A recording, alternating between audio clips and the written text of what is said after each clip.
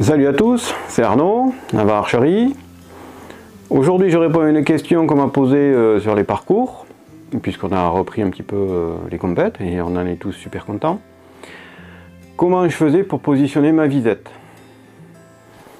Alors, la question elle paraît un peu bizarre, comment je fais pour positionner ma visette? Mais dans la question de la personne, c'était le fait d'être gêné sur les longues distances, tout simplement parce que on avait du mal à voir dans la visette. C'est normal, parce que je lui ai posé la question, comment tu fais pour la régler? Je me mets à 10 mètres et je l'aligne en face de mon œil. Très bien. Sauf que cette personne a fait du parcours. Donc là, c'est un petit peu plus compliqué. Je vais vous donner ma méthode. Vous en faites comme à chaque fois ce que vous voulez. Pour commencer, déjà, on va prendre, en gros, ça, ce sont des petits tapes, c'est-à-dire des petits autocollants de distance que nous fournissent les revendeurs de viseurs. C'est fiable et pas fiable, mais disons que ça va nous donner une idée par rapport à là où je vais vous amener. Ça veut dire que de, allez, 10-15 en haut à 45 mètres, on va parler pour le 3D, on va prendre la distance et on va mesurer. De 15 à 45, ici j'ai 16 mm, ok? Je vais prendre la moitié et vous allez comprendre pourquoi.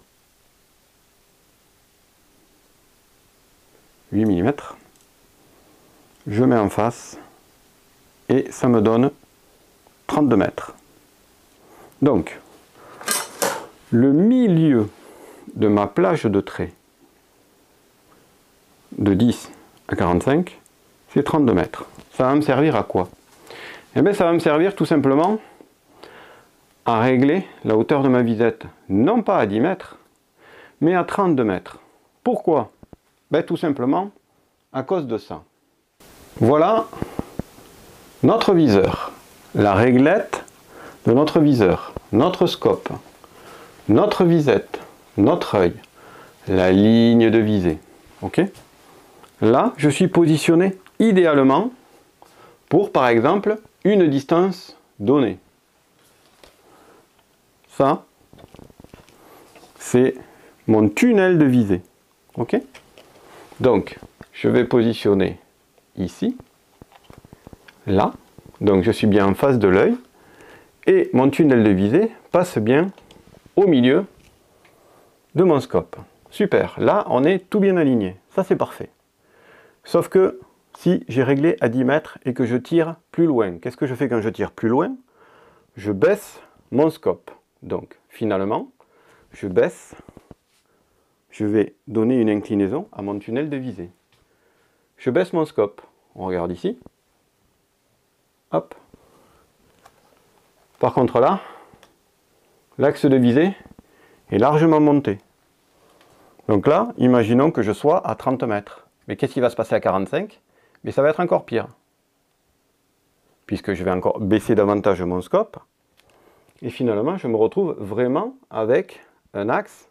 Là, une fois de plus, faites l'effort, j'ai grossi le trait, mais c'est pour vous expliquer le phénomène. C'est que effectivement, je suis vraiment plus en face de l'œil. Mon cône de visée, ben, de toute façon, la visette, comme elle ne peut pas bouger, d'une certaine façon, ben, c'est comme ça que ça se passe. Donc là, cette pièce-là, notre œil, il n'est pas mobile. On ne peut pas déplacer l'œil du haut vers le bas. Donc on est obligé de lever un peu la tête ou lever franchement la tête. Et ça, c'est pas gérable. C'est gérable jusqu'à un certain point, on va dire. Donc, qu'est-ce que je fais, moi? Je me mets à 32 mètres. Je règle mon scope. Et j'affine la hauteur de ma visée de façon à ce que, dans cette position neutre, donc au milieu finalement de ma plage de réglage, donc là c'était 32 mètres, puisque de 10 à 45, j'avais 16 mm. Je prends le milieu, ok, ça donnait 32 mètres sur la plage de réglage. Qu'est-ce qui se passe? Je me retrouve ici en étant à 32 mètres.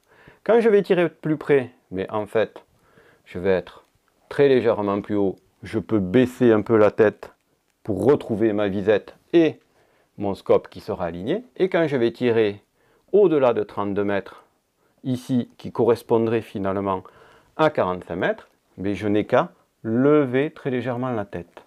Donc en fait, il faut prendre conscience de ça, de ce tunnel, de ce cône de visée. Si vous n'êtes pas aligné correctement en étant au milieu de votre plage de trait, donc là c'est 32 mètres, ben, le phénomène qui va se passer, vous réglez à 10 mètres, c'est super. Là vous êtes à 32, là vous êtes à 45. Moi ce que je fais finalement, c'est que je déporte d'une certaine façon le référentiel 0 qui sera mon 32 mètres qui est ici. Donc si je veux tirer à 10 mètres, ben, j'ai une très petite amplitude ici finalement. Si je veux tirer à 45 mètres, j'ai une toute petite amplitude ici. Ça veut dire que je vais baisser un peu la tête quand je vais tirer près, lever un peu la tête quand je vais tirer loin. Mais je ne vais pas me retrouver en hyper extension de la tête pour aller regarder par en haut pour voir mon scope qui sera là. Donc, chacun fait comme il veut. Moi, c'est ma méthode. Je me mets à 32 mètres. Et si vous réfléchissez bien, 32 mètres, à quoi ça correspond souvent? À 4-5 mètres, quand on fait des essais, si vous reprenez le tuto sur la balistique. Ok? Donc moi, pour régler ma visette, je ne me mets même pas à 30 mètres, ni à 32. Je me mets à 4 mètres, je règle la hauteur jusqu'à atteindre le point que je veux. Après, je vais vérifier en reculant à 30 mètres, 30-32 mètres, que je suis bien dans cette hauteur-là. Et à partir de là, je verrouille ma visette. Donc, on reprend le cône de visée. Ma visette, elle est fixe. Je ne peux pas la bouger. Donc, je me place ici. Pour dégrossir, je tire à 4 mètres. J'essaie d'être point visé, point touché, évidemment. Je règle la hauteur de la visette de façon à ce que je sois optimal en position, bien comme il faut. Ensuite, je vais à 30-32 mètres. Je vérifie plus ou moins que le point qui était à 4 mètres correspond à peu près aux 32 mètres que j'avais. Ensuite, qu'est-ce qu'on fait? Eh bien, tout simplement, on fixe la visette. Et puis après, vous allez vérifier votre 15, votre 45. Et vous allez vous apercevoir que vous allez être beaucoup plus à l'aise en visée. Voilà ma méthode. Voilà, j'espère avoir été relativement clair. Je pense que le schéma explique bien les choses et vous permet de comprendre cette histoire de je me mets au milieu pour être optimal et que finalement je vais baisser et monter de la même hauteur plutôt que de je suis à ce positionnement, je baisse, je baisse, je baisse, je baisse, alors que là j'étais en position optimale. Mais quand vous allez avoir le scope qui va descendre, je grossis le trait encore, hein, qui va descendre quand même pas mal, au lieu de se retrouver un petit peu en extension pour aller essayer de voir par en haut, ben, vous n'allez plus avoir ce problème-là, ou disons qu'il va être amoindri. Voilà, j'espère que le tuto vous a plu. Pouce en l'air, abonnez-vous. J'en entends plein qui me disent, elles sont super tes vidéos, mais vous n'êtes pas abonné. Ça, c'est pas cool. Alors, vous vous abonnez. Ok? Voilà. Donc, prochain tuto. Un truc intéressant aussi, puisqu'on reprend les compètes, tout le monde me tombe sur le rable un peu. Il me dit, tu peux expliquer ça, tu peux expliquer ça, tu peux expliquer ça. On m'a demandé aussi la compensation de pente d'une certaine façon avec je monte, je descends. Ouais, on va faire un peu d'hypoténuse avec des cosinus, mais on va pas trop aborder, je vous donnerai ce que moi j'applique et pourquoi il faut l'appliquer. Et le prochain tuto, ça va être plutôt, ça va être bizarre, mais ça va vous permettre de comprendre certaines choses aussi sur ma façon d'équilibrer mon arc et pourquoi je l'équilibre comme ça par rapport à éventuellement l'équilibrage que je pourrais mettre sur un arc pour de la cible pure et dure. Voilà. A très bientôt. On se revoit, j'espère, assez vite. Je vais faire en sorte de faire le tuto pour la stab très rapidement. Petit aparté, le petit Thomas de Castelnaudary me harcèle pour savoir à quoi ça sert ça. Alors, peut-être que vous le savez, qu'il y en a plein qui le savent. Thomas, cet appareil sert à vérifier, tout simplement, attends, voilà, voilà, on le positionne comme ceci, et en fait, on fait tourner la flèche comme ça, pour vérifier que la pointe est bien dans l'axe. C'est ce qu'on fait aussi en la faisant tourner dans la main pour vérifier si elle vibre, comme ceci. Bon, mais là, en fait, on a ça.